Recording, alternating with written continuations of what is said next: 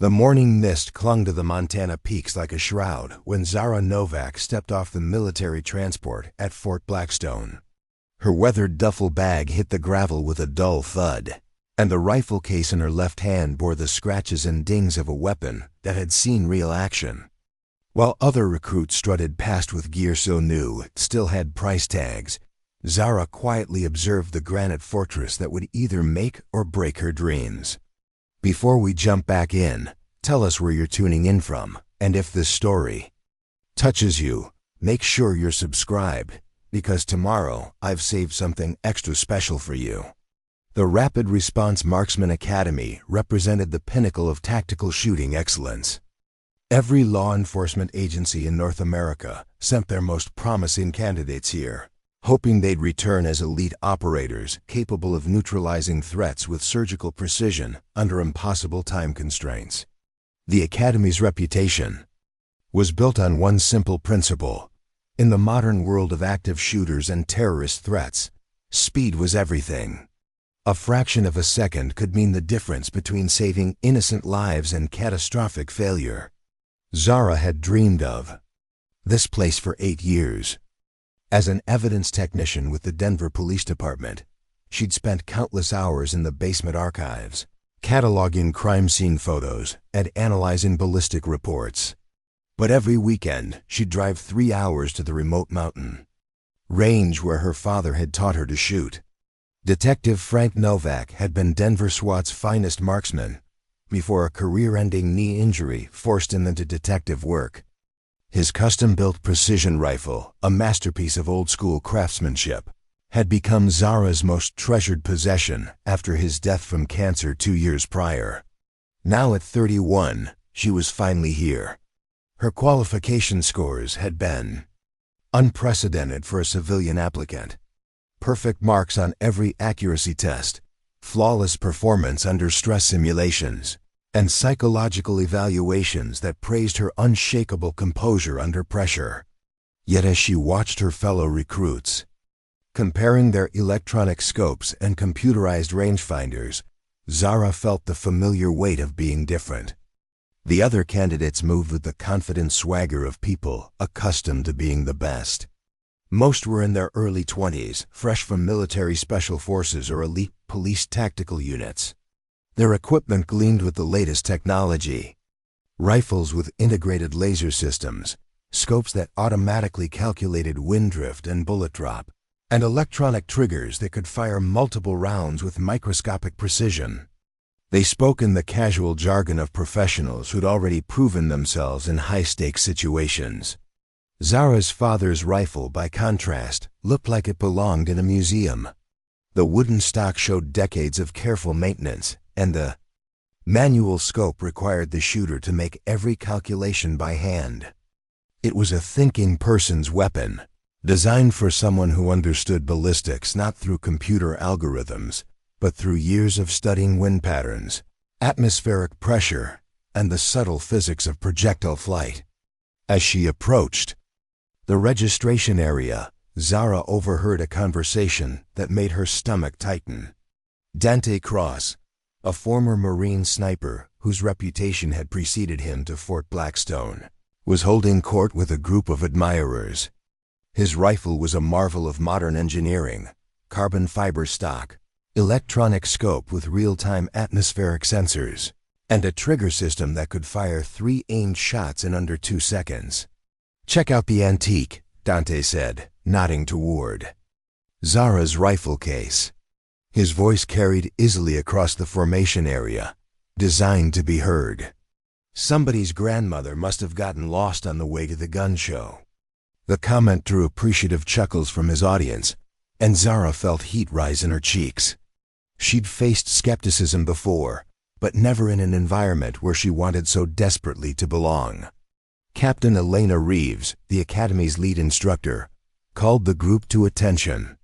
She was a legend in law enforcement circles, a former FBI hostage rescue team leader who'd revolutionized tactical shooting doctrine. Under her leadership, the Academy had reduced average response times by 40% while maintaining exceptional accuracy standards. Her philosophy was simple: In the real world, hesitation kills. The faster you could identify, acquire, and neutralize a threat, the more lives you could save. "Welcome to the Rapid Response Marksman Academy," Captain Reeves announced, her voice cutting through the mountain air like a blade. "You're here because someone believes you have the potential to save lives. But potential means nothing if you can't execute under pressure. Our program will push you beyond your comfort zone, beyond your previous limits, and beyond what you think possible." She began calling out names from her roster, pausing to make eye contact with each recruit. When she reached Zara's name, her expression shifted almost imperceptibly. "Novak Zara, evidence technician transfer." The way she said it made it sound like a question, as if she couldn't quite believe someone from such a background had qualified for the program. "Yes, ma'am," Zara replied, standing straighter. "Tactical marksman candidate." Captain Reeves studied her for a moment, taking in the age difference between Zara and the other recruits, the obvious vintage of her equipment, and the quiet confidence in her posture that seemed at odds with her non-tactical background. "We'll see how you adapt to real-world scenarios, Novak. This isn't a controlled evidence lab." The first day's briefing made the Academy's priorities crystal clear. Every scenario they would face was timed to the 10th of a second. Hostage situations where delays measured in heartbeats could result in casualties. Active shooter scenarios where rapid target acquisition meant the difference between stopping a threat and watching innocents die. Counter-terrorism operations where split-second decisions determined mission success or catastrophic failure. The training philosophy was elegant in its simplicity. Identify the threat faster, aim faster, shoot faster. The Academy's graduates were expected to engage multiple targets with lethal accuracy in under 5 seconds. Their motto, painted in bold letters across the main training facility, read, "Speed saves lives, first shot, fast shot, only shot." Everything Zara had learned from her father seemed suddenly antiquated. Frank Novak had taught her that shooting was a meditation, a careful dance between breathing, heartbeat, and the subtle environmental factors that could affect a bullet's flight. He'd emphasized patience, observation, and the importance of taking time to make the shot that mattered. But here at Fort Blackstone, patience was treated as a liability, and taking time was considered a fatal flaw. During the equipment inspection, Master Sergeant Rick Lawson made his way down the line of recruits, examining each weapon system with the practiced eye of someone who'd seen every innovation in tactical firearms. When he reached Zara's position, he paused longer than he had with anyone else. He lifted her father's rifle from its case with surprising gentleness, recognizing the craftsmanship even if he questioned its relevance. "This weapon's older than most of these recruits," Lawson observed, his comment drawing attention from nearby candidates. "Does it even have the range capability for our scenarios?" "Yes, Sergeant. Effective range out to 1,200 meters with appropriate ammunition." "Selection," Zara replied, her voice steady despite the scrutiny. Lawson raised an eyebrow. 1,200 meters with a manual scope? What's your experience with electronic range-finding systems?" "None, Sergeant. I calculate range, wind drift, and atmospheric corrections manually." The silence that followed was telling.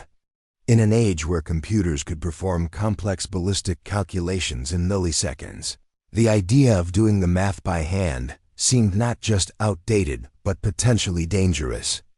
Every second spent calculating was a second not spent shooting, and in the Academy's philosophy, those lost seconds could cost lives. Dante Cross leaned over to one of his companions and stage whispered loud enough for Zara to hear, "Math class. Hope she brought a calculator." The comment earned another round of snickers, and Zara felt the familiar sting of being treated as an outsider in a world where she desperately wanted to prove herself.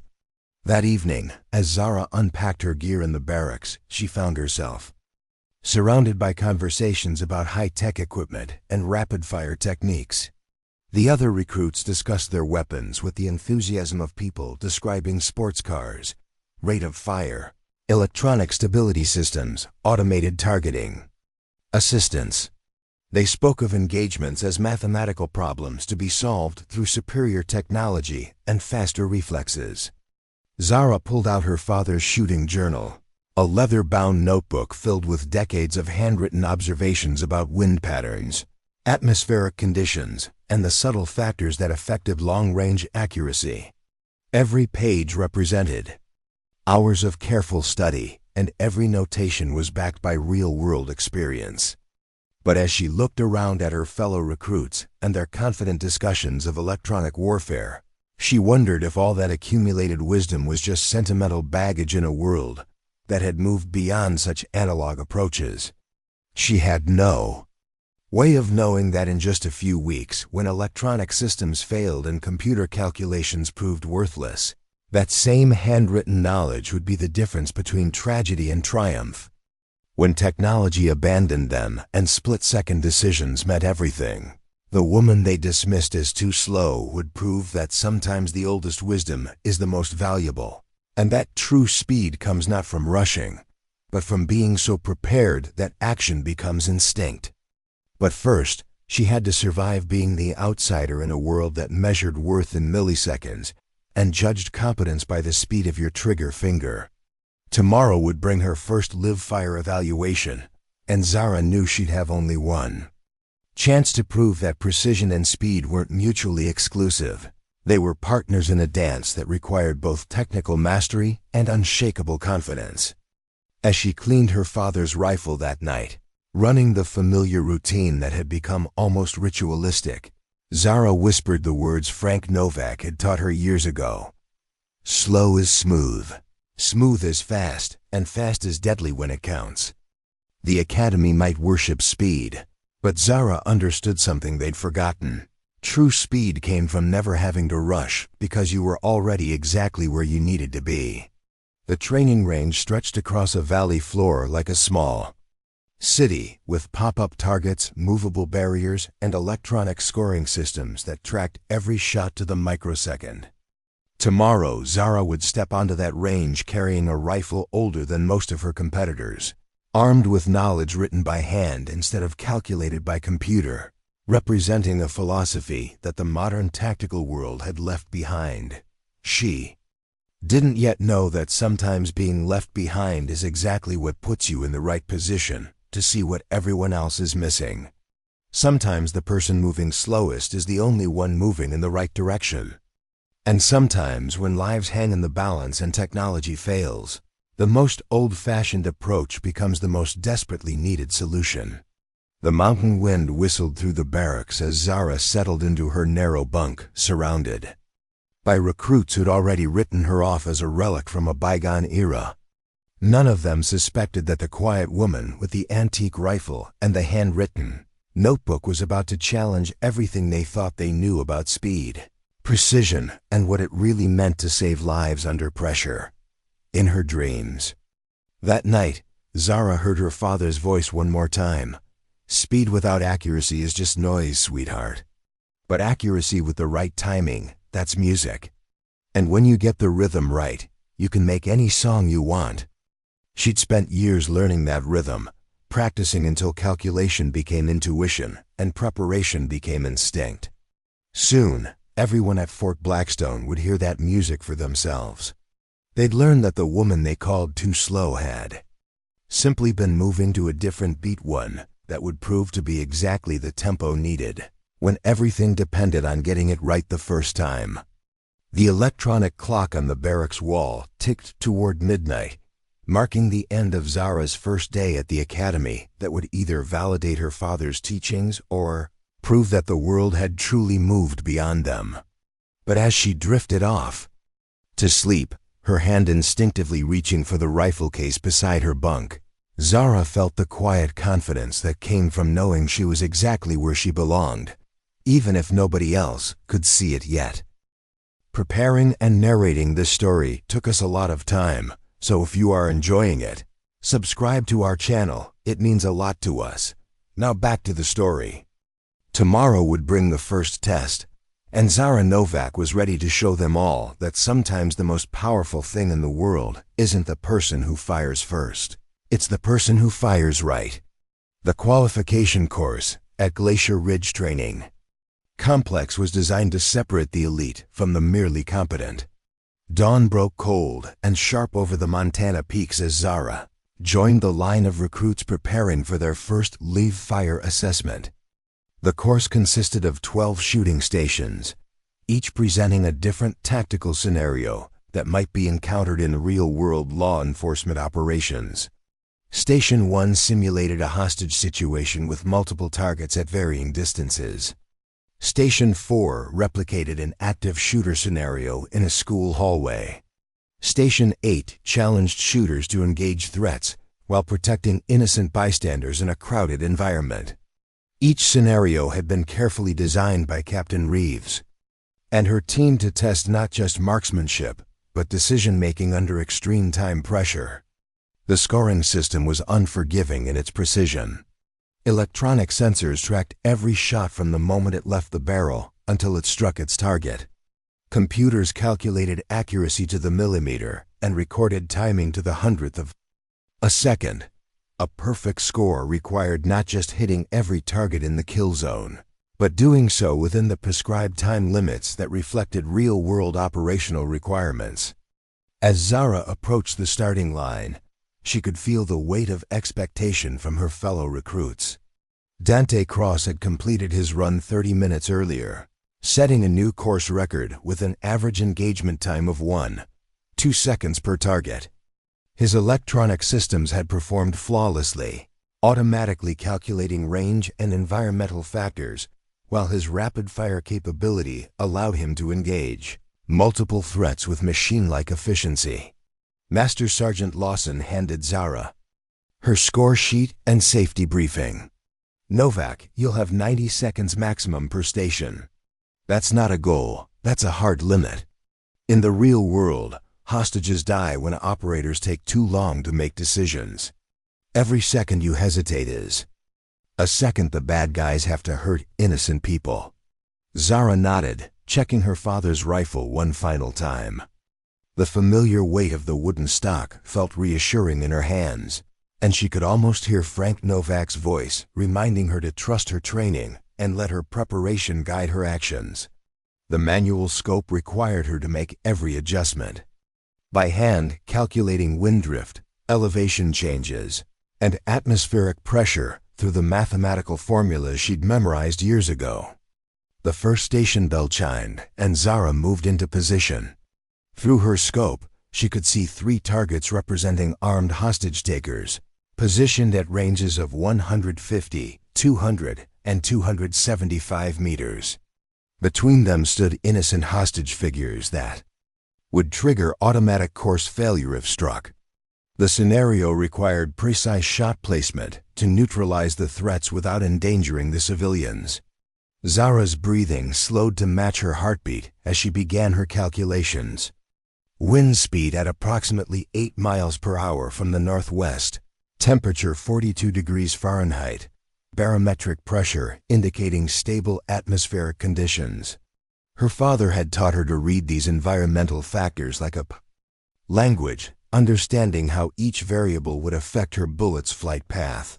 The first shot broke cleanly, and she watched through her scope as the bullet struck the furthest target center mass. The manual bolt action of her rifle required her to cycle the action by hand, ejecting the spent case and chambering a fresh round. While electronic systems could fire follow-up shots in fractions of a second, Zara's weapon demanded deliberate manipulation between each engagement. Target 2 fell with equal precision, her bullet finding the narrow kill zone between the hostage and the threat. But as she transitioned to the final target, Zara could hear the electronic timer counting down the seconds. 45 seconds elapsed, 30 seconds remaining. 20 seconds to complete the station within the required time frame. Her third shot was perfect, striking the final target with surgical accuracy that would have impressed any civilian instructor. But as the timer reached 0, Zara was still transitioning to the next firing position. her manual systems having cost her the precious seconds that electronic equipment would have saved. "Time," called Master Sergeant Lawson. "Station incomplete. Moving to Station 2. The pattern repeated itself throughout the morning. At each station, Zara's shots found their marks with precision that bordered on the supernatural. Her groupings were tighter than those of recruits with far more tactical experience, and her decision-making under pressure demonstrated the kind of judgment that instructors usually saw only in seasoned operators. But her manual equipment and methodical approach consistently put her behind the aggressive time standards that the Academy demanded. Station 4 proved particularly challenging. The active shooter scenario required engaging 3 moving targets while navigating through a mock school hallway filled with innocent bystanders. Dante's electronic scope had automatically tracked the moving threats, allowing him to engage all 3 targets in under 20 seconds. Zara's manual approach required her to lead each target by hand, calculating their movement speed and adjusting her aim point accordingly. Her first shot struck the lead target perfectly, stopping the threat before it could reach a group of child-sized mannequins representing students. The second target fell with equal precision, her bullet intercepting its movement pattern at exactly the right moment. But as she acquired the third target, time expired before she could complete the engagement. "Outstanding shot placement, Novak," commented Sergeant Lawson as he examined her targets. "But you failed to complete the scenario within operational timeframes. In a real school shooting, that third gunman would have had time to kill multiple children while you were lining up your shot." The criticism stung because Zara understood the underlying truth. In tactical situations, speed wasn't just about efficiency, it was about saving lives. Every second she spent calculating and preparing was a second that real victims might be suffering. Her precision was meaningless if it came at the cost of operational effectiveness. By the time she reached Station 12, Zara had completed only 7 of the required engagements within the time limits. Her accuracy scores were among the highest in Academy history, with several shots that would have been considered impossible under such challenging conditions. But the electronic scoring system was inflexible in its judgment. Incomplete scenarios counted as failures, regardless of the quality of shots that were fired. Captain Reeves waited at the final scoring station, her expression unreadable as she reviewed Zara's performance data on her tablet. The numbers told a complex story that didn't fit neatly into the Academy's pass-fail categories. Exceptional accuracy, outstanding target selection, perfect threat identification, but insufficient speed to meet operational requirements. "Novak," Captain Reeves said, her voice carrying the authority of someone accustomed to making difficult decisions. "Your marksmanship skills are undeniable. I've never seen a recruit achieve this level of precision under stress conditions. But precision without speed is a luxury we can't afford in tactical operations." Zara stood at attention, her father's rifle held at port arms. She'd known this moment might come, but experiencing it felt like a physical blow. 8 years of preparation, countless hours of practice, and a lifetime dream were about to be ended by the arbitrary measurement of time. "Ma'am, request permission to speak freely." Captain Reeves nodded. "Go ahead." "Ma'am, in my experience as an evidence technician, I've analyzed hundreds of officer-involved shootings. The ones that resulted in civilian casualties weren't caused by officers shooting too slowly. They were caused by officers shooting too quickly, without proper target identification or consideration of their environment." The silence that followed was heavy with tension.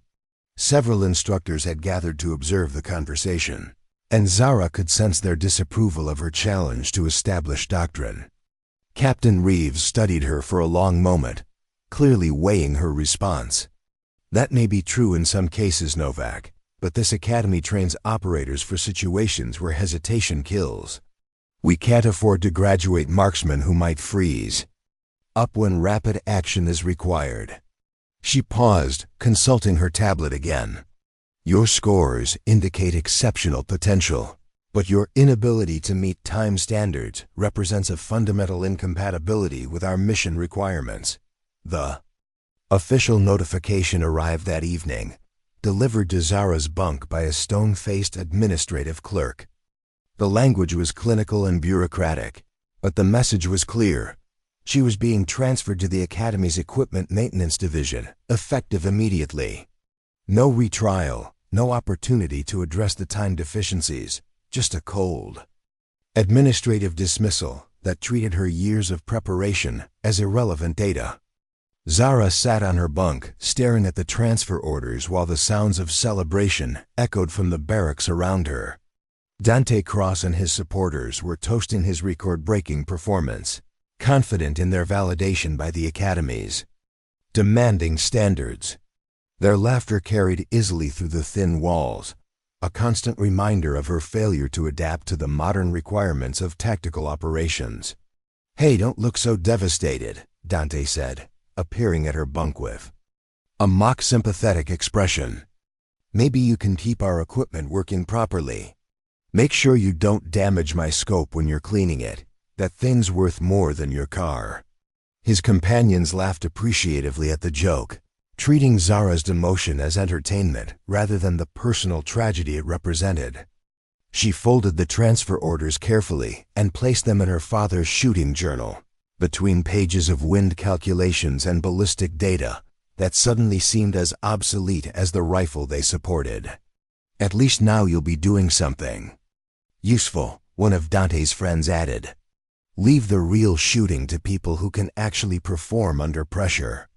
The next morning, Zara reported to the equipment maintenance facility, a sterile building filled with workbenches, cleaning supplies, and diagnostic equipment for the Academy's extensive arsenal. Master Sergeant Lawson supervised the operation, with the same attention to detail he brought to everything else, ensuring that every weapon system functioned at peak efficiency. "So you're the qualification washout," Lawson said, not unkindly. "Heard you can shoot straight, just too methodical for the young hotshots." His tone suggested sympathy rather than criticism, the understanding of someone who'd seen many promising careers derailed by institutional priorities. "Yes, Sergeant. Ready for duty assignment." Lawson studied her for a moment, noting the quiet dignity in her response to what must have been a devastating professional setback. "Well, Novak, maybe you'll learn something valuable here. These fancy electronic systems the recruits are carrying require constant maintenance and calibration. Between you and me," he lowered his voice conspiratorially, "half these kids couldn't hit the broadside of a barn if their computers went down." It was the first time anyone at Fort Blackstone had suggested that Zara's manual skills might have value, and she felt a small spark of hope amid the disappointment. As she began learning the intricacies of electronic scope calibration and automated firing system maintenance, she discovered something unexpected. Her evidence technician background had prepared her perfectly for the meticulous attention to detail that equipment maintenance required. More importantly, her new position gave her access to something invaluable: the detailed performance records of every weapon system used at the Academy. The electronic scoring systems that had judged her so harshly also tracked every shot fired by every recruit, creating a comprehensive database of accuracy, timing, and performance under various conditions. As Zara began analyzing this data during her off-duty hours, she discovered patterns that troubled her deeply. The Academy's emphasis on speed was producing graduates who could engage targets rapidly, but whose accuracy degraded significantly under genuine stress conditions. Many of the top performers, including Dante Cross, showed concerning tendencies to rush their shots when faced with unexpected variables. She documented her findings in the margins of her father's shooting journal, creating an unofficial analysis that painted a disturbing picture of the Academy's training methods. The pursuit of speed was creating operators who might perform well on predictable ranges but could fail catastrophically when faced with the chaos and unpredictability of real, tactical situations. But Zara also knew that challenging the Academy's fundamental philosophy would likely end any chance of redemption. She was already branded as a failure, a washout whose opinions carried no institutional weight. Any criticism of the system that had rejected her would be dismissed as sour grapes from someone who couldn't meet the standards. Still, as she worked late into the night, cross-referencing performance data with equipment specifications and environmental conditions, Zara began to understand something that the Academy's leadership had missed. Their electronic systems were creating a generation of operators who were dependent on technology for performance that should have been based on fundamental skills and judgment. When those systems failed, and electronic systems always failed eventually, the Academy's graduates would be left with reflexes trained for speed rather than accuracy, and decision-making processes that prioritized rapid action over careful assessment. In the crucible of real tactical operations, those deficiencies could prove fatal not just to the operators themselves, but to the innocent people they were sworn to protect. Zara didn't yet know that her access to this performance data would soon become crucial to preventing exactly such a tragedy. She couldn't foresee that her methodical analysis of electronic system vulnerabilities would prove prophetic when technology failed at the worst possible moment. And she had no way of knowing that the skills the Academy had rejected as too slow would soon be the only thing standing between innocent lives and catastrophic failure. For now, she was simply the washout assigned to clean the weapons of people who'd succeeded where she'd failed. But sometimes the person relegated to the maintenance bay is the only one who truly understands how the machines work, and more importantly, how they break when you need them most. As the Montana wind rattled the windows of the equipment facility, Zara continued her unofficial research, documenting patterns and vulnerabilities that no one else was looking for. The woman they'd dismissed as too slow for modern tactical operations was about to become the Academy's most important asset, even if it would take a crisis to make them realize it. Her father's rifle stood in the corner of her workstation, a reminder of values that seemed increasingly obsolete in a world obsessed with technological solutions and rapid responses. But Frank Novak had taught his daughter that the most important battles aren't won by the fastest fighter. They're won by the one who's still standing when the smoke clears and the truth becomes undeniable. Soon, everyone at Fort Blackstone would learn that lesson firsthand. The question was whether they'd learn it in time to prevent the very tragedy their training methods were creating. 3 weeks into her assignment in the equipment maintenance facility, Zara had developed a rhythm that felt almost meditative. She arrived each morning before dawn, when the Montana air was sharp enough to cut glass and the Academy grounds were still wrapped in pre-dawn silence. The maintenance bay became her sanctuary, a place where the quiet precision of calibrating electronic scopes and diagnosing system malfunctions provided refuge from the constant reminder of her failed qualification. The work itself proved more complex than anyone had anticipated. The Academy's cutting-edge weapon systems required constant attention, and Zara discovered that many of the recruits treated their high-tech equipment with a casualness that bordered on negligence. Electronic scopes returned with moisture damage from inadequate protection during field exercises. Automated firing systems showed signs of rough handling that suggested their operators trusted the technology more than they understood it. Computerized rangefinders came back with recalibration errors that indicated fundamental misunderstanding of their operational parameters. Each morning brought a steady stream of equipment requiring attention, and Zara found herself becoming the unofficial expert on systems that most instructors barely understood.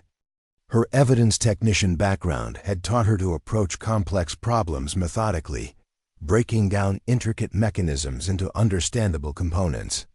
She could diagnose a malfunctioning electronic trigger system with the same systematic precision she'd once applied to analyzing crime scene evidence.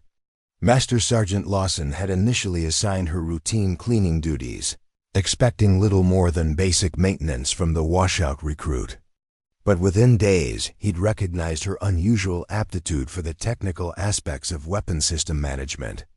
Electronic diagnostic equipment that had frustrated previous technicians seemed to respond to her patient, systematic approach.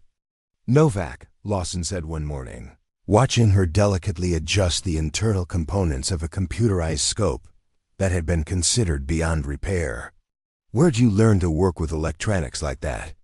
Zara looked up from the intricate circuitry she'd been examining. "Evidence analysis, Sergeant. We deal with a lot of damaged electronic devices, cell phones recovered from crime scenes, computer hard drives with water damage, digital cameras that have been through traumatic events. You learn to be patient with technology that's been stressed beyond its design parameters." Lawson nodded thoughtfully. These recruits could learn something from that approach. Half the equipment failures we see are caused by operators who think electronic systems are indestructible. He paused, studying her work. "I'm going to give you access to the advanced diagnostic systems. There's some analysis I need done on system performance patterns." The Advanced Diagnostic Center was a climate-controlled room filled with computer terminals that could interface with every electronic weapon system used at the Academy. Here, detailed performance data from thousands of training exercises was stored and analyzed, creating comprehensive profiles of how different equipment performed under various conditions. It was also where the Academy's most sensitive operational data was housed, including classified performance analyses that tracked not just accuracy and timing, but stress responses, decision-making patterns, and psychological profiles of candidates under pressure. Zara's first task was to analyze recurring failure patterns in the electronic scoping systems. What she discovered was immediately concerning. The computerized scopes that automatically calculated range, wind drift, and elevation corrections were failing at a rate of nearly 15% during high-stress training scenarios.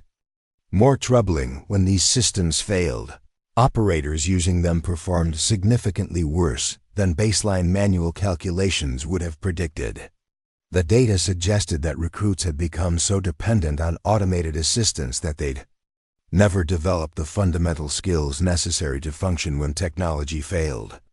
Their training had focused on learning to trust electronic calculations rather than understanding the underlying principles that made accurate shooting possible. When forced to rely on their own knowledge and judgment, many of the Academy's top performers struggled with basic concepts that any traditional marksman would have mastered. Dante Cross's performance files provided a particularly revealing case study. His scores during normal training exercises were exceptional, reflecting the efficiency of his electronic systems and his ability to process automated targeting information quickly. But during simulated equipment failures, his accuracy dropped by more than 40%, and his decision-making became erratic and unpredictable. The confident operator who could engage multiple targets in seconds became hesitant and uncertain when stripped of his technological advantages. Zara documented these patterns in a private analysis that she kept in her father's shooting journal.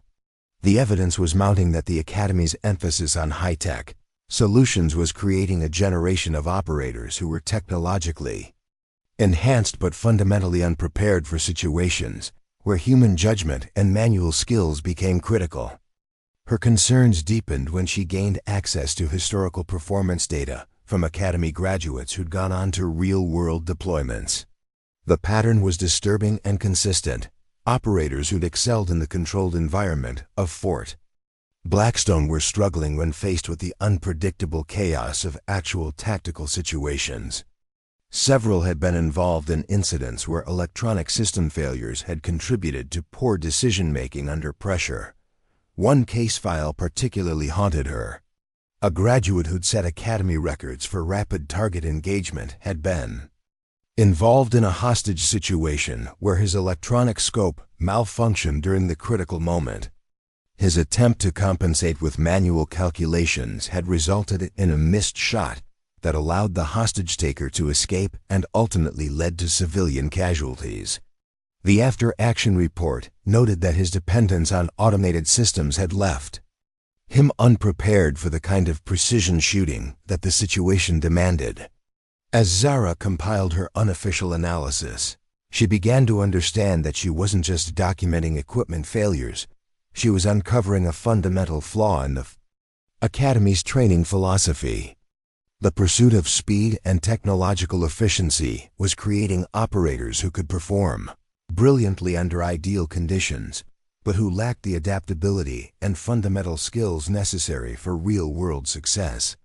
Her breakthrough came when she discovered archived performance data from the Academy's early years, before the implementation of electronic systems and speed-focused training protocols.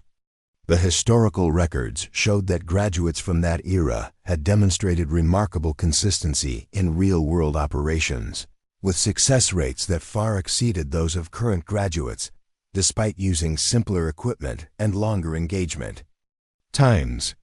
The older training philosophy had emphasized fundamental marksmanship skills, environmental awareness, and decision-making under uncertainty. Graduates were expected to understand the physics of projectile flight, the psychology of threat assessment, and the tactical considerations that made the difference between successful and catastrophic outcomes. They learned to function as complete operators rather than technologically enhanced specialists. Zara's analysis revealed that the Academy had traded long-term operational effectiveness for short-term performance metrics. The impressive qualification scores and rapid engagement times that impressed visiting officials were masking serious deficiencies that only became apparent when graduates faced the unpredictable challenges of actual tactical operations. She knew that her findings represented a direct challenge to everything the Academy stood for under Captain Reeves's leadership.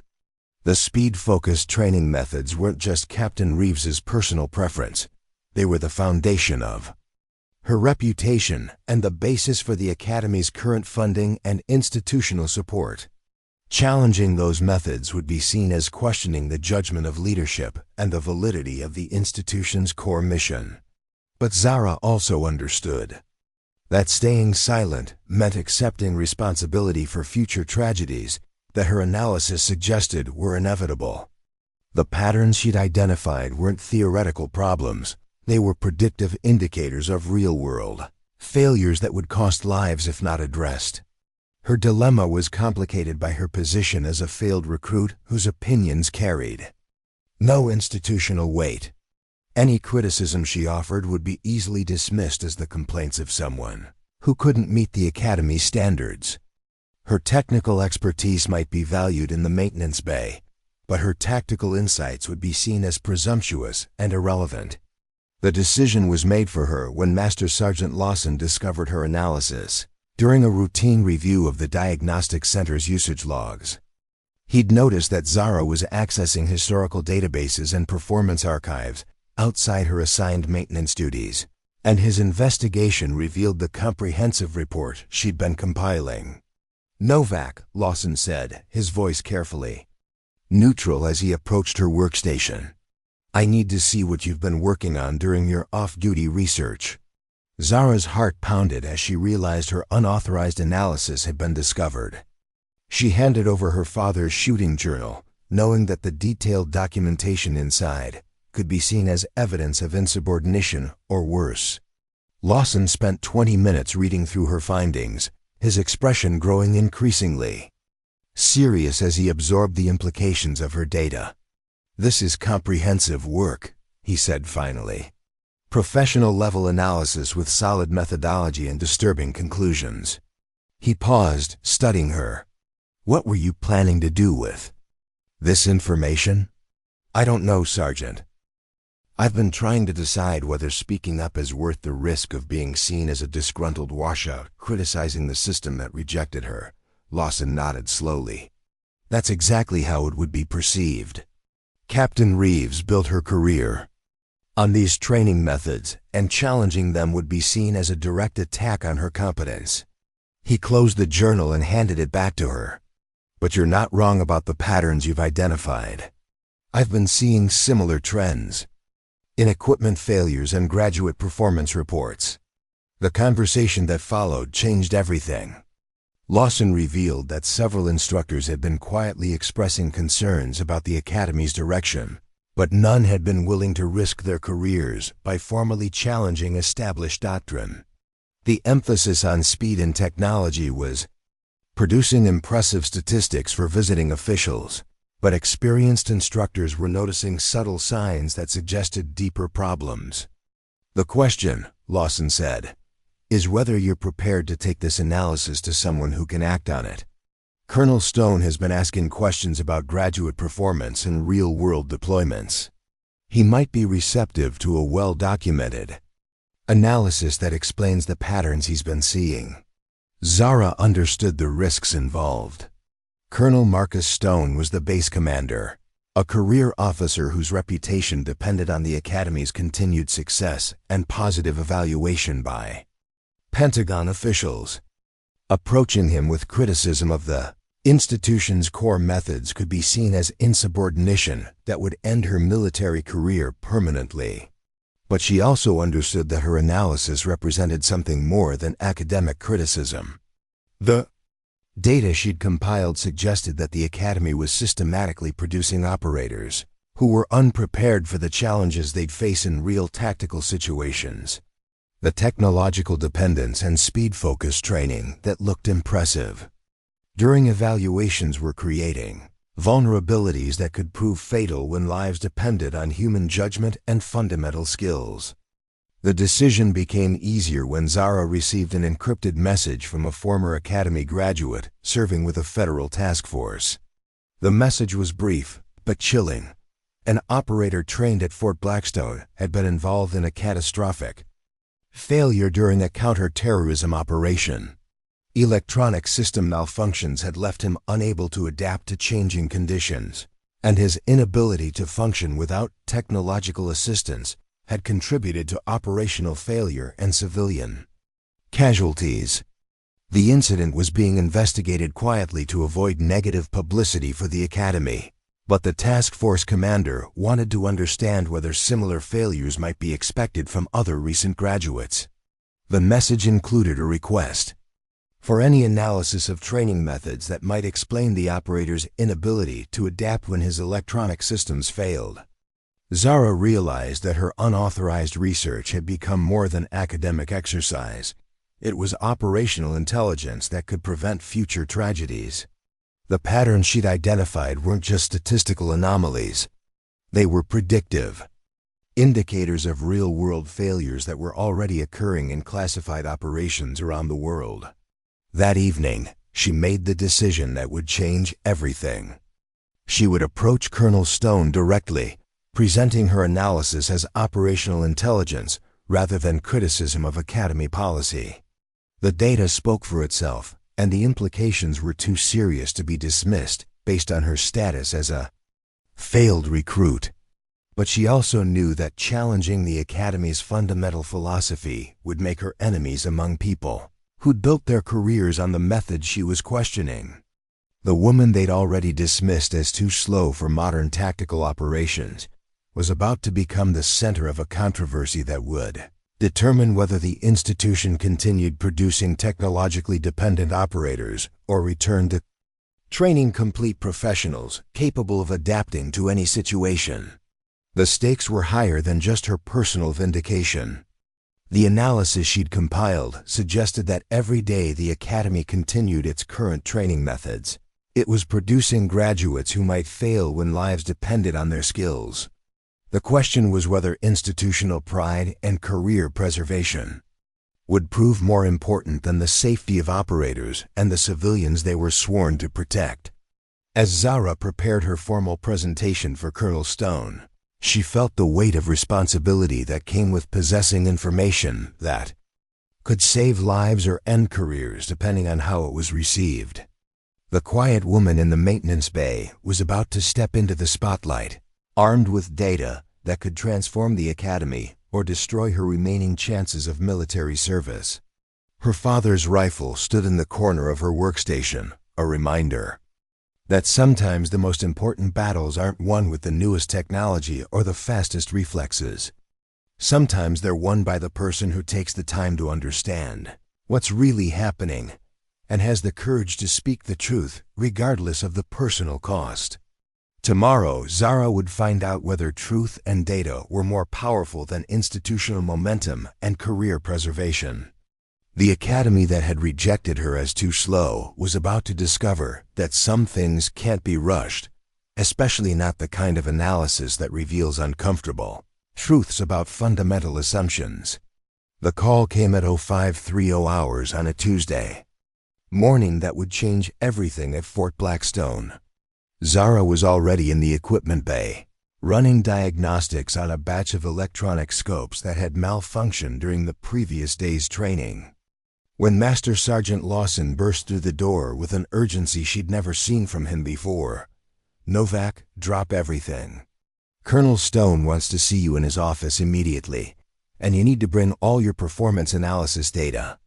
His voice carried a tension that made Zara's stomach clench with apprehension. The walk across the base to the command building felt like a death march. Early morning mist clung to the Montana peaks and the few personnel already moving about. Their duties seemed to sense that something significant was happening. Zara carried her father's shooting journal and a folder of printed performance data, knowing that the next hour would either validate months of careful analysis or end her military career in disgrace. Colonel Marcus Stone's office reflected the austere efficiency of a career officer who'd built his reputation on making difficult decisions under pressure. Combat ribbons and commendation medals lined one wall, while tactical maps and operational charts covered another. Stone himself was a lean, graying man whose sharp eyes missed nothing and whose reputation for directness had made him both respected and feared throughout the military community. When Zara entered, she found Colonel Stone studying a secure terminal that displayed what appeared to be classified operational reports. Captain Reeves stood beside his desk, her expression suggesting she was as surprised by the emergency meeting as Zara was. The tension in the room was palpable, and Zara sensed that something had happened that required immediate attention.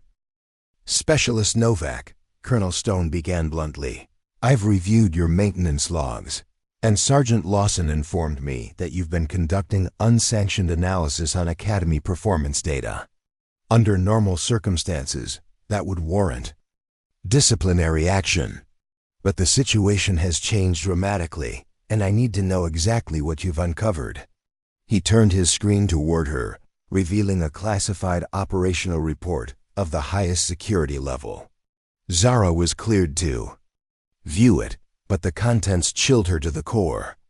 A federal counterterrorism mission in Denver had gone disastrously wrong. Multiple operators, all trained at Fort Blackstone, experienced simultaneous equipment failures during a crucial hostage rescue. As a result, the mission unraveled. The team's reliance on electronic targeting systems became a fatal flaw when those systems failed at a critical moment. 3 hostages were killed, and 2 agents were gravely injured. The post-mission report raised serious concerns about whether Fort Blackstone's training was producing reliable, adaptable personnel. "Sir," Zara said cautiously, "my analysis indicates these failures were foreseeable and will likely happen again unless the training approach is fundamentally changed." Captain Reeves stepped forward, her tone sharp and barely restrained. "Colonel, with all due respect, Specialist Novak didn't meet our qualification benchmarks. Her critique of our methods reflects her own shortcomings, not a failure in our training model." Stone raised his hand to stop her. "Captain, 3 agents are dead. The Oversight Board is asking hard questions about our graduates' performance. I need to know, was this an isolated error or part of a larger trend?" He turned to Zara. "Show me what you've got." Over the next 30 minutes, Zara laid out her findings, a detailed breakdown of Academy performance trends, historical data, and patterns of equipment failure. Her analysis revealed a troubling dependence on technology operators excelled when systems functioned, but struggled or failed when forced to improvise under stress. Her graphs and statistics painted a clear picture: the drive for speed and Tech-driven efficiency had compromised operational resilience. Colonel Stone reviewed every chart with the scrutiny of a man assessing critical intelligence. Captain Reeves pushed back repeatedly, questioning Zara's methodology and dismissing her interpretations. The conversation soon evolved into a deeper debate about training philosophies, whether speed and tech integration were worth the trade-offs in adaptability. "Colonel," Reeves insisted, "our graduates consistently outperform traditional forces. Speed is life in tactical ops, and our technology gives us a decisive edge." Zara countered with field deployment data showing that, when systems failed or missions deviated from the plan, Fort Blackstone graduates underperformed compared to traditionally trained operators. "Ma'am, your performance metrics reflect success in controlled environments. Real combat doesn't follow scripts. We're producing soldiers who shine under ideal conditions, but lack the flexibility to adapt in chaos." Before the debate could continue, a new encrypted message arrived from Denver. Further investigation revealed that all three affected operators had shown the same critical vulnerability. When their electronic systems failed, they became ineffective. More alarmingly, forensic evidence now suggested that the failures might not have been accidental. Enemy forces had likely targeted the electronic systems. Having identified Fort Blackstone trained operators as particularly reliant on them, Colonel Stone's expression grew darker as he processed this. "You're saying our training model created a weakness that's now being exploited by our enemies?" The consequences were staggering. If hostile actors had learned that Blackstone graduates were dependent on their tech, they could actively disable systems to gain the upper hand. What was once seen as tactical innovation had turned into a strategic liability. Zara's once dismissed analysis now carried national security implications. Her research showed that performance degraded drastically when technology failed, highlighting a systemic flaw now under real-world attack. The Pentagon soon called directly, demanding answers and considering whether current Fort Blackstone graduates should be pulled from high-risk operations until the issue was resolved. "Sir," Zara said during a pause in the escalating crisis, "I can demonstrate the full scope of this issue with a live simulation. If you authorize the use of the advanced training facility, I can show you how these failures play out in real time." Stone considered her proposal, then gave a terse nod. "Do it. Use our best people. I want to see exactly how deep this problem goes." The advanced simulation facility was Fort Blackstone's most cutting-edge environment, capable of mimicking real combat situations with high fidelity, including system failures and electronic warfare conditions. Captain Reeves selected 5 of the top-ranked graduates, including Dante Cross, an operator with flawless records and elite performance scores. The simulation scenario was modeled after the failed Denver mission, a complex, time-sensitive hostage rescue filled with unpredictable variables. At first, everything proceeded smoothly. The team operated with their usual precision, relying heavily on automated systems and data-assisted targeting. But the true test was still to come. For the first 15 minutes, everything proceeded exactly as their training had prepared them to expect. Then Zara activated the electronic countermeasures. The transformation was immediate and devastating. As electronic scopes failed and automated systems went offline, the operator's performance degraded catastrophically. Dante Cross, whose confidence had been unshakable during normal training, became hesitant and uncertain when forced to rely on manual calculations. His shooting accuracy dropped by more than 50%, and his decision-making became erratic and unpredictable. The other operators showed similar degradation, struggling with basic tasks that any traditionally trained marksman would have handled routinely. Their dependence on technological assistance had left them unprepared for the fundamental skills that became critical when electronics failed. Years of speed-focused training had created reflexes that prioritized rapid action over careful assessment. leading to poor target selection and dangerous tactical decisions. Colonel Stone watched the demonstration with growing alarm, recognizing that the simulation was revealing exactly the same vulnerabilities that had led to tragedy in Denver. Captain Reeves stood beside him, her face pale as she witnessed the systematic failure of her training methods under realistic stress conditions. "Sir," Zara said quietly, "this is what happened in Denver, and it's what will happen again unless we fundamentally change our approach to operator training." The simulation reached its crisis point when the operators were forced to make a critical shot to neutralize a hostage-taker without endangering innocent civilians. Under normal conditions with functioning electronic systems, any of them could have made the shot routinely. But with only manual equipment and degraded performance under stress, none of the 5 operators could achieve the precision necessary to ensure civilian safety. Colonel Stone terminated the simulation before it could reach its tragic conclusion. The message was clear. Fort Blackstone's top graduates were operationally ineffective when stripped of their technological advantages, and their speed-focused training had actually made them more dangerous to innocent civilians than properly trained operators using traditional methods. "Specialist Novak," Colonel Stone said, his voice heavy with the weight of command decisions, "I need you to design a demonstration that shows how this situation should be handled by properly trained personnel." Zara felt her heart racing as she realized what he was asking. She would have to perform under the same conditions that had defeated the Academy's top graduates, using the manual equipment and traditional methods that everyone had dismissed as obsolete. The woman who'd been rejected as too slow would have to prove that her approach was not just viable, but superior when conditions became truly challenging. She retrieved her father's rifle from the equipment bay and entered the simulation facility alone. The scenario was reset to the same crisis point that had defeated the other operators, a complex hostage situation with multiple variables, degraded visibility, and the need for surgical precision under extreme time pressure.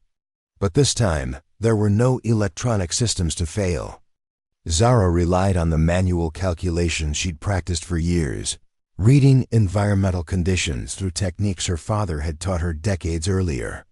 Her breathing slowed to match her heartbeat as she processed wind speed, atmospheric pressure, and range estimation through mental calculations that had become second nature. The simulation pushed every stress factor to maximum levels: combat sounds, smoke obscuration, moving targets, and time pressure that would have overwhelmed operators dependent on technological assistance. But Zara had trained for exactly these conditions, learning to function when human judgment and fundamental skills became the only reliable resources available. When the critical shot came, she was ready. Her rifle settled into position with fluid precision, and her calculations aligned with years of practiced instinct. The trigger broke cleanly, and the simulation registered a perfect hit that neutralized the threat without endangering any civilian targets. The demonstration continued for another 10 minutes as Zara navigated through additional challenges that the simulation system generated. Each test confirmed what her analysis had predicted. Properly trained operators using traditional methods could outperform technology-dependent specialists when conditions became unpredictable and electronic systems failed. When the simulation ended, the facility was silent except for the hum of computer systems and the distant sound of wind through the Montana peaks. Colonel Stone and Captain Reeves stared at the performance data displayed on their monitors, absorbing the implications of what they'd witnessed. Zara had not only succeeded where the Academy's top graduates had failed, she'd done so with a level of precision and consistency that exceeded their performance even under ideal conditions. Her manual equipment and traditional training methods had proven superior to the technological solutions that formed the foundation of Fort Blackstone's reputation. "Sir," Zara said as she secured her rifle, "this isn't about rejecting technology or returning to outdated methods. It's about ensuring that our operators have the fundamental skills necessary to function when technology fails. Because in hostile environments, it always fails eventually. Colonel Stone nodded slowly, understanding that he was witnessing the end of one era and the beginning of another. The academy that had built its reputation on speed and technological innovation would have to fundamentally reimagine its mission and methods. The woman they'd dismissed as too slow had just demonstrated that sometimes the most advanced solution is also the most reliable one. The call from Washington came within hours, and Colonel Stone knew that Fort Blackstone would never be the same. Federal officials demanded immediate implementation of training reforms based on Zara's recommendations, and academy graduates already deployed would require emergency retraining to address the vulnerabilities that had been identified. Captain Reeves submitted her resignation that evening, unable to accept that her life's work had contributed to operational failures and preventable casualties. The speed-focused training methods that had made her famous would be replaced by adaptive programs that emphasized fundamental skills and technological independence. As news of the day's events spread through the academy, Zara found herself at the center of a transformation that would reshape military training doctrine for decades to come. The woman who'd failed qualification because she was too slow had proven that in a world increasingly dependent on technology, the most valuable skill might be the ability to function when all the sophisticated systems fail and only human judgment remains. The quiet sound of her father's rifle being cleaned echoed through the equipment bay as Zara prepared for a future she'd never imagined. Tomorrow would bring new challenges and responsibilities that she'd never sought. But tonight she could hear Frank Novak's voice reminding her that the most important victories aren't announced with fanfare. They whisper their truth in the moment when everything depends on getting it exactly right. 6 months after the crisis that shook Fort Blackstone to its foundations, Zara Novak stood before a classroom of eager recruits who represented the future of tactical operations training.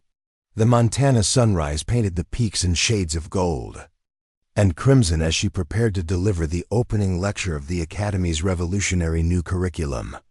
Everything about this moment would have seemed impossible during those dark days when she'd been dismissed as a relic from a bygone era. The classroom itself had been redesigned to reflect the Academy's transformed philosophy. Gone were the electronic displays that had once dominated every surface, replaced by traditional marksmanship charts, environmental condition matrices, and fundamental ballistic calculation guides. The walls displayed a new motto that had become the cornerstone of Fort Blackstone's identity: adaptive excellence through foundational mastery. The recruits watching her represented a carefully selected group, chosen not for their technological aptitude or speed records, but for their demonstrated ability to think under pressure and adapt to changing conditions. Among them sat former Academy graduates who'd returned for emergency retraining after the systemic vulnerabilities had been exposed. The most notable of these was Dante Cross, whose humbling experience during the equipment failure simulation had transformed him from an arrogant technician into a serious student of fundamental marksmanship principles. Today we begin your journey toward becoming complete tactical operators, Zara began, her voice carrying the quiet authority of someone who'd proven herself under the most challenging conditions. You're here because the world has learned that in critical moments, technology fails, communications break down, and electronic systems become liabilities rather than assets. When that happens, your mission's success depends entirely on your ability to function as a thinking, adapting human being. The transformation of Fort Blackstone had not been smooth or universally welcomed. Institutional resistance to change had required direct intervention from Pentagon officials who'd been shaken by the operational failures that Zara's analysis had predicted. Career officers who'd built their reputations on speed-focused training methods had been forced to confront the reality that their approaches had created dangerous vulnerabilities in American tactical capabilities. Colonel Stone had emerged as the driving force behind the Academy's reformation, recognizing that his own legacy depended on producing operators who could succeed in the increasingly complex and unpredictable environments they faced. His decision to place Zara in charge of curriculum development had been controversial, but the early results were undeniable. Graduates of the new program demonstrated remarkable consistency across a range of challenging scenarios, outperforming their technology-dependent predecessors in every meaningful metric. The new training philosophy centered on what Zara called technological synthesis, the integration of electronic systems with fundamental human skills rather than replacement of those skills with automated solutions. Students learn to use advanced equipment as tools that enhance their capabilities rather than crutches that compensated for missing competencies. When their scopes failed, they could switch to manual calculations without missing a beat. When their communication systems were jammed, they could operate independently using tactical principles rather than relying on constant guidance. Master Sergeant Lawson had become Zara's closest collaborator in developing the new curriculum, bringing his decades of equipment expertise to bear on training programs that emphasized reliability over sophistication. Together, they'd created a system that produced operators who were equally comfortable with cutting-edge technology and World War II-era equipment, depending on what the mission required. The most dangerous assumption in tactical operations, Zara continued her lecture, is that your equipment will function as designed when you need it most. Electronic systems are designed by engineers working in controlled environments, but you'll be using them in situations that exceed every design parameter. Your survival and mission success depend on your ability to adapt when technology reaches its limits. She demonstrated this principle by having the recruits work through a series of shooting problems, using both electronic and manual equipment. The exercise revealed the same pattern she'd documented months earlier. Operators who understood fundamental principles could adapt to any equipment, while those dependent on technological assistance struggled when their familiar systems were unavailable. Dante Cross raised his hand during the demonstration. "Ma'am, I have to ask, during my original training, I thought speed was the most important factor in tactical success. How do you balance the need for rapid response with the methodical approach you're teaching?" Zara smiled, recognizing the genuine curiosity in his question. Dante had become one of her most dedicated students, approaching the new training methods with the same intensity he'd once applied to setting speed records. "Excellent question, Cross. The answer is that true speed comes from never having to slow down because you're unprepared. When you've internalized fundamental principles, your response becomes instinctive rather than calculated. You're not choosing between speed and accuracy, you're combining them through preparation." She illustrated this concept by conducting a live-fire demonstration that had become legendary throughout the military training community. Using her father's manual rifle, Zara engaged a complex scenario involving multiple targets at varying ranges with environmental challenges that would have defeated most electronic systems. Her movements appeared deliberate and unhurried, but her shot placement was flawless, and her transitions between targets were seamless. The demonstration culminated in the shot that had made her famous throughout the special operations community. A target appeared at 400 meters for exactly 0.3 seconds, the minimum exposure time that hostile forces had learned to use against technology-dependent operators. Electronic systems required time to acquire, calculate, and engage such fleeting opportunities. But Zara's manual equipment and internalized calculations allowed her to engage the target successfully within that impossibly brief window. "This is why we call it the 0.3-second solution," she explained to the mesmerized recruits. "Not because you have 0.3 seconds to shoot, but because 0.3 seconds is enough time when you've prepared correctly. Speed isn't about how fast you can pull a trigger. It's about how quickly you can make the right decision and execute it flawlessly." The impact of Fort Blackstone's transformation extended far beyond the academy itself. Military training facilities worldwide were implementing similar reforms after reviewing the data that Zara's analysis had generated. Law enforcement agencies were redesigning their tactical programs to emphasize fundamental skills over technological dependence. The woman who'd been dismissed as too slow for modern operations had become the architect of a global revolution in tactical training philosophy. But perhaps the most meaningful recognition came from an unexpected source. The families of the federal agents who died in Denver had requested a meeting with Zara, wanting to understand how the tragedy that had claimed their loved ones could be prevented in the future. The conversation was difficult and emotional, but it reinforced Zara's commitment to ensuring that no other families would suffer similar losses due to preventable training deficiencies. "My husband believed he was prepared for anything," one widow told her. "He trusted his equipment and his training completely. I need to know that the people who come after him will be better prepared than he was." Zara promised that the new training methods would produce operators who could function effectively regardless of equipment failures or technological challenges. The commitment was more than professional obligation. It was personal recognition that her work had implications far beyond academic theory or institutional politics. The success of the new program was measured not just in improved training scores, but in real-world operational effectiveness. Graduates of Zara's curriculum were deployed to some of the world's most challenging environments, where they consistently outperformed their predecessors in situations requiring adaptability and independent thinking. Electronic warfare attempts that had previously compromised American tactical operations were proving ineffective against operators who could function without technological assistance. General Victoria Hayes, who'd originally come to Fort Blackstone to evaluate the Academy's rapid response training methods, returned to assess the transformed institution. Her evaluation report became a model for military training reformation, praising the Academy's ability to produce technologically integrated but fundamentally independent operators, capable of mission success under any conditions.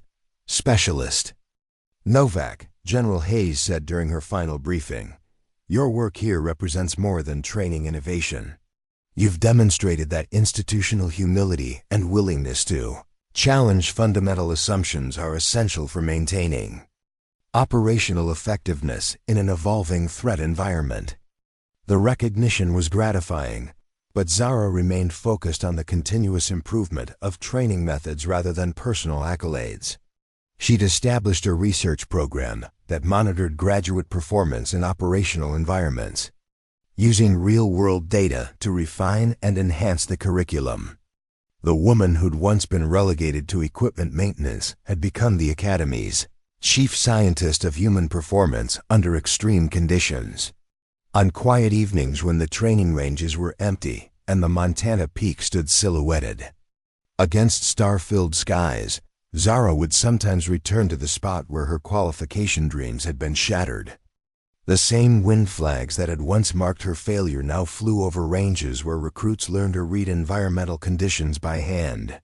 The electronic timing systems that had once judged her too slow now measured different metrics: adaptability, consistency, and performance under technological stress.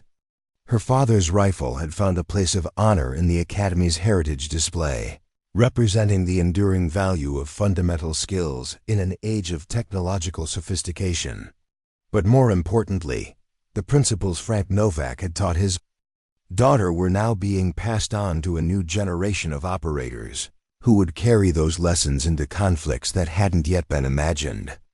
Dante Cross had become one of Zara's assistant instructors, bringing his technological expertise to bear on training programs that emphasized human-machine synthesis rather than human-machine dependence. His journey from arrogant speed specialist to thoughtful tactical educator reflected the broader transformation that had occurred throughout the military training community. "Ma'am," Dante said one afternoon as they reviewed performance data from recent graduates, "I owe you an apology. That's about 6 months overdue." When I called you a relic and a washout, I didn't understand that I was the one who was incomplete." Zara accepted his apology gracefully, understanding that institutional transformation required individual recognition of past mistakes. "We all believed what we were taught, Cross. The important thing is that we're willing to learn from evidence and adapt our methods accordingly." The Academy's motto had evolved once more as the program matured. Perfect timing, perfect shot, every time. The phrase captured the essence of what Zara had tried to teach from the beginning, that true tactical excellence came from the synthesis of preparation, judgment, and execution under any conditions. As her first class of recruits prepared for graduation, Zara felt the satisfaction that came from seeing potential transformed into capability. These operators would deploy to challenging environments armed not just with advanced equipment, but with the fundamental skills and adaptive thinking that would serve them regardless of technological circumstances. The graduation ceremony was attended by officials from throughout the military and law enforcement communities, eager to evaluate the products of Fort Blackstone's revolutionary training methods.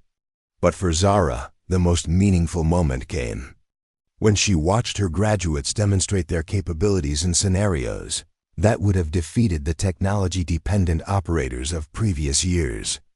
Each successful engagement validated the principles that had guided her work from the beginning.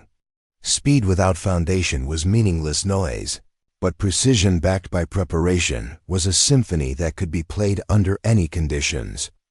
Woman they'd called too slow had taught a generation of operators that true speed came from never having to rush because you were already exactly where you needed to be. As the ceremony concluded and her graduates prepared to begin their operational careers, Zara reflected on the journey that had brought her to this moment. The failure that had seemed like an ending had actually been a beginning, not just for her own career, but for a fundamental reimagining of what tactical excellence meant in an uncertain world. The quiet confidence that had sustained her through rejection and dismissal now served her in success and recognition. She'd proven that sometimes the most valuable contribution comes from the person willing to challenge fundamental assumptions and speak difficult truths regardless of personal cost. Fort Blackstone's transformation was complete, but Zara's work was just beginning. The principles she'd fought to establish would need constant refinement and adaptation as technology evolved and threats changed. The woman who'd been dismissed as a relic from the past had become the guardian of skills that would remain essential regardless of how sophisticated the future became.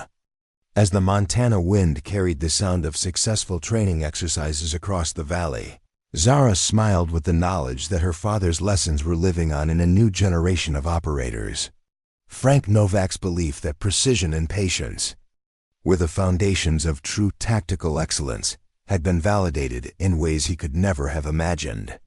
The academy that had once measured worth in milliseconds now understood that some things couldn't be rushed, especially not the development of judgment, adaptability, and the unshakable confidence that came from mastering fundamental skills. Zara Novak had taught them all that sometimes the person who moves slowest is the only one moving in the right direction, and that when lives hang in the balance, being right is infinitely more valuable than being fast. Up next, you've got 2 more standout stories right on your screen. If this one hit the mark, you won't want to pass these up. Just click and check them out.